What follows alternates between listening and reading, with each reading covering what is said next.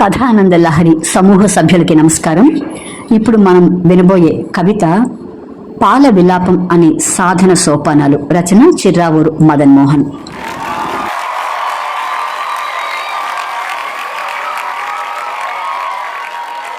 గోమాతల పొదుగులలో పదిలంగా ఉన్న నన్ను పనిమళ్ళ బయటికి లాగాలి అనుకుని ఆడా మగ అన్న భేదాలే లేకుండా వారి వారి గిన్నెలలో నన్ను నింపుకున్నారు.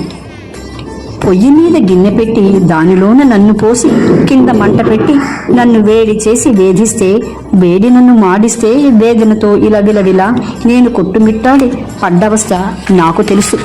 నా మాత గోమాత కడుపులోన పదిలంగా ఉన్న నాకు ఈ కొత్త కష్టం ఎందుకు వచ్చిందో అనుకుంటూ నా ఆత్మ అవలోకనం గావిస్తూ కోపమొచ్చి పొంగగానే భయపడి నన్ను దించారు. నల్లనైన టీ, కాఫీ డికాషన్లలో కలిపి, మాల్ట్, పిండి, చాక్లెట్, కోకోలలో కలిపి తెల్లనైన నా రంగుకు భంగాలను కల్పించి పైశాచిక దాహానికి నన్ను వాడుకున్నారు. ఆరిపోయి అలసిపోయి అసక్తతో ఉన్న నాపై పుల్లనైన మజ్జిగని తెచ్చి తోడు కలిపారు. అలసటని ఇవ్వకుండా తాత్కాలికంగా నాకు దూరంగా అటు ఇటు తిరిగి నన్ను మరిచారు. చిక్కదనపు రూపంలో ద్రవ పదార్థమైన నేను రూప విక్రయణ పొంది దృఢ పదార్థం అవుతుంటే దృఢపరిచి నేనెవరో ఇదమిత్తంగా తేల్చి చెప్పలేని ఓ భీతి. నా కొత్త పేరు ధది. అంతటితో ఆగలేదు నా అవస్థ. అవనిలోన నన్ను వేరు గిన్నెలోన కవ్వంతో చిలికి దృఢమైన నాకున్న రూపాన్ని చెదరగొట్ట ద్రవమైతిని మంచిగా. నా కొత్త పేరు మజ్జిగ. తేలింది నాలో ఒక కొత్త రూపు, తెల్లగా మెత్తనైన బంతిగా. కొత్త పేరు వెన్నగా.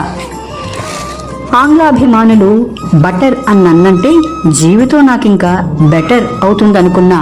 అప్పుడే మొదలయ్యే అనుకోని కొత్త కష్టాలు.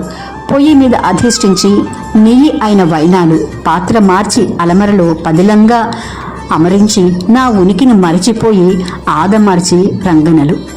మధ్యాహ్నంలో నేను మునిగితేలా ధ్యానంలో లీటరు పాలుగా ఉంటే నా ధర 40 పైన. అదే వెన్ననైనప్పుడు నా ధర ఎంతో ఎక్కువ.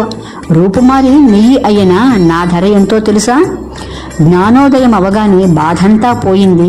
ప్రసవమైన తల్లులకి నొప్పులంతా మరిచినట్టు నవ్వుతూ నువ్వు స్వీకరిస్తే కష్టాలే డిగ్రీ పట్టాలు.